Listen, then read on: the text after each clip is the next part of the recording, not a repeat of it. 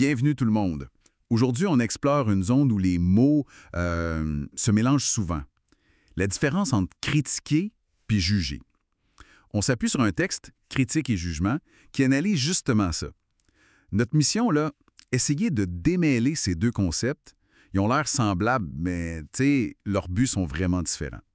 Le texte suggère que la critique, ça aide à analyser, à construire.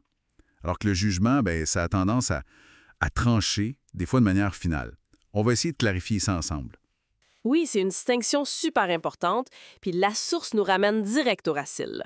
Critique, ça vient du grec krinaïen, ça veut dire séparer, discerner. C'est un acte d'analyse, une évaluation qui, dans l'idéal, cherche à améliorer quelque chose. Pensez, mettons, un feedback constructif sur un projet pour l'aider à avancer. OK. Donc, une démarche qui ouvre, qui entre, qui déconstruit pour mieux rebâtir. Puis le jugement, lui? Lui, ça vient du latin judicium, le verdict, comme au tribunal. Il y a comme une idée de sentence souvent, plus, oui, non, bon, mauvais. Le jugement, ça a tendance à fermer le débat, à mettre une étiquette. C'est utile en droit, par exemple, pour établir une responsabilité, mais dans nos conversations de tous les jours, ça peut vite simplifier les choses. C'est fou comme l'origine des mots nous dit déjà beaucoup sur l'intention, hein? Le texte souligne aussi que la critique, historiquement, ça a été un outil d'émancipation. Vraiment puissant. On pense aux Lumières, mettons, critiquer les dogmes religieux, politiques. C'était pas juste chialer, c'était utiliser sa raison pour questionner l'autorité, ouvrir d'autres chemins. Le texte donne même des exemples là, de pamphlets de l'époque, absolument. C'était une critique qui cherchait à comprendre les systèmes, pas juste à condamner.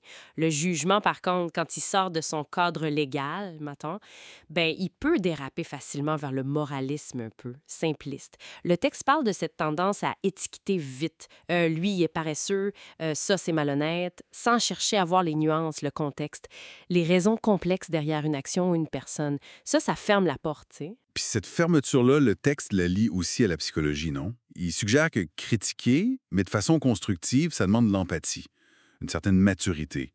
Alors que juger vite, ce serait comme plus facile des fois. C'est une piste intéressante, oui. Le jugement rapide, ça pourrait être un peu comme un mécanisme de défense. En mettant une étiquette négative sur l'autre, peut-être qu'on évite de regarder nos propres failles, nos insécurités. C'est moins compliqué de condamner que d'essayer de comprendre, surtout si la situation nous touche personnellement. Le texte va même jusqu'à dire que notre difficulté à recevoir une critique, ça vient souvent du fait qu'on la prend comme un jugement sur notre valeur comme personne, puis non pas sur une action précise. Ah, ça, c'est un point hyper pertinent pour nos relations, ça. Puis ça se complique encore plus aujourd'hui avec le numérique, les réactions instantanées, les commentaires secs sur les réseaux sociaux. Le texte analyse comment ça vient brouiller les lignes encore plus. Tout à fait. Souvent, ce qu'on voit en ligne puis qu'on appelle critique, ça ressemble pas mal plus à un jugement sommaire, une genre de condamnation publique rapide. L'anonymat, la vitesse, le manque de contexte, tout ça, ça favorise des réactions à chaud qui ferment le dialogue au lieu de l'ouvrir.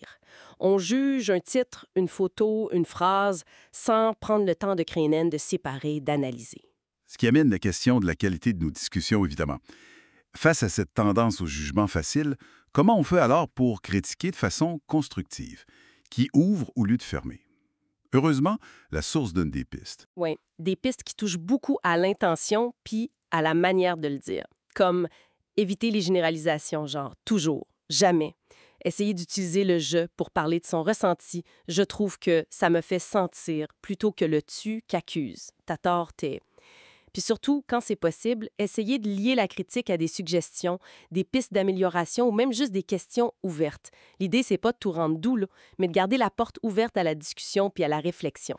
OK, donc, si on résume ce que le texte nous amène à penser, la critique, dans son bon sens, c'est un outil pour analyser, pour discerner.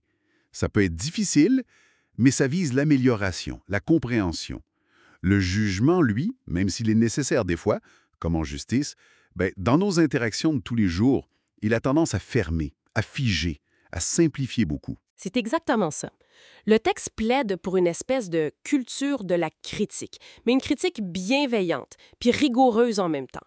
Une culture qui valorise la nuance, l'analyse, puis le respect de l'autre, même si on n'est pas d'accord. Apprendre à voir la différence, puis surtout à manier la critique de façon responsable. C'est clé pour mieux communiquer, mieux penser ensemble. Peut-être même mieux vivre avec toute la complexité du monde. Et puis pour laisser une dernière idée pour réfléchir, tirée du texte, il parle du concept philosophique de suspension du jugement. Pas pour être indifférent puis ne rien penser, là, mais comme un exercice actif. Prendre consciemment le temps de comprendre une situation, une personne, une œuvre, avant de sauter au verdict final. Une pensée finale qui est intéressante, je trouve, au-delà d'apprendre à mieux critiquer, qu'est-ce qui arriverait si, face à toute la complexité d'aujourd'hui, on s'entraînait plus souvent, consciemment, à suspendre notre jugement? Juste pour voir ce que la compréhension pourrait nous apporter de plus que la condamnation rapide.